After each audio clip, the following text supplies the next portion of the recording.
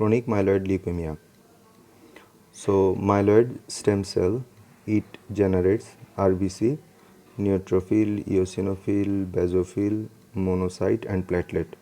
It also generates, myeloid stem cell also generates lymphoid stem cell from which T and B lymphocyte comes out. So myeloid cell is the dominant cell in the bone marrow. Okay, CML occurs in 30 to 50 years of age. Peak incidence is 55 years. P equal to peak. Here there is a image of a cell. Inside there is nucleus. In nucleus you see short chromosome number 20 shows Philadelphia chromosome. It is made of BCR-ABL gene complex. BCR means break point cluster. So Philadelphia chromosome in the chromosome number 22. It generate messenger RNA in the nucleus.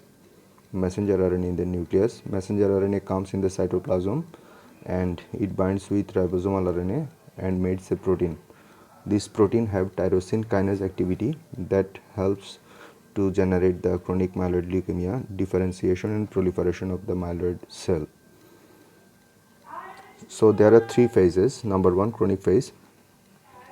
Chronic phase is usually symptomless and it lasts for 3 to 5 years and very easy to treat. That means all drug treatment is well for this chronic phase. In accelerated phase,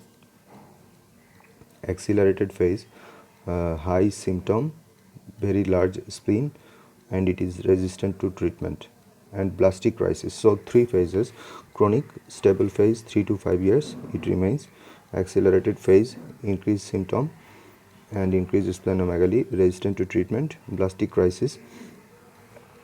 70% is myeloblastic and 30% is lymphoblastic leukemia, but you see 70% myeloblastic leukemia is worse prognosis, have worse prognosis.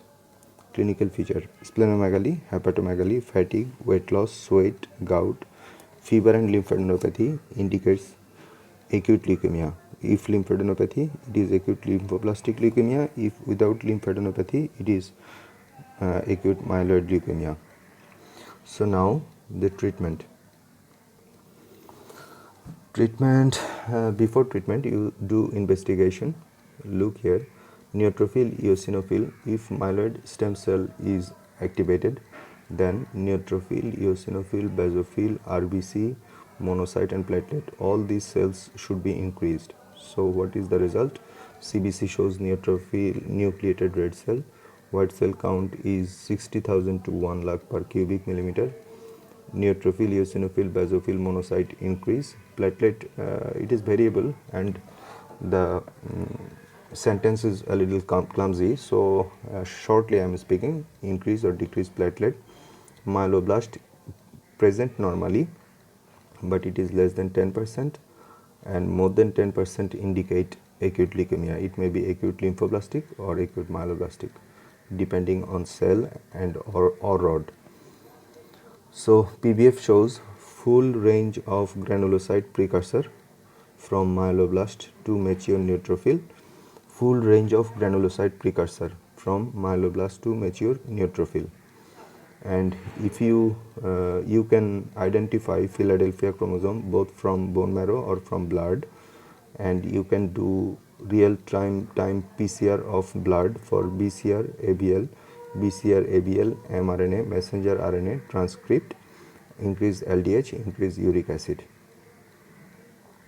So in chronic phase, imatinib is the treatment of choice. If you start imatinib, it will normalize the cell count within 1 month, and after 6 months you will do a bone marrow for Philadelphia chromosome. If it is not found, then 3 monthly real time PCR for BCR-ABL, mRNA, transcript. If it is normal and sustained for long period of time, then therapy can be stopped. Sometimes chronic phase does not respond to therapy. In that case, ponatinib, nilotinib, dasatinib are the alternative TKI, tyrosine kinase inhibitor therapy indicated. If any of the TKI fails means cell count is not normal, persistence of Philadelphia chromosome, persistence of BCR-ABL mRNA transcript. If non-responsive, then allogenic HSCT is done. Allogenic HSCT means there will be complete myeloablative therapy for the patient that destructs all of the bone marrow of the patient, and bone marrow from another one normal people, usually brother or sister, that means siblings, is infused into blood, and that forms new bone marrow in the patient and kills all of the cancerous cell of the bone marrow of the patient. In accelerated phase, TKI still given, but it is usually resistant. In acute leukemia treatment, ALL or CML, you know, if it is myeloblastic, prognosis is worse. If it is lymphoblastic, prognosis is comparatively good. So one of the TKI is given in case of acute leukemia. It is dasatinib, and treatment of ALL, AML given, and after recovery, if chronic phase is attained further, allogenic bone marrow transplantation is given. Interferon given in pregnancy or who is planning for pregnancy, hydroxycarbamide given for symptomatic patient, such it decreases the cell count, hyperviscosity, and decreases spleen size. Thank you.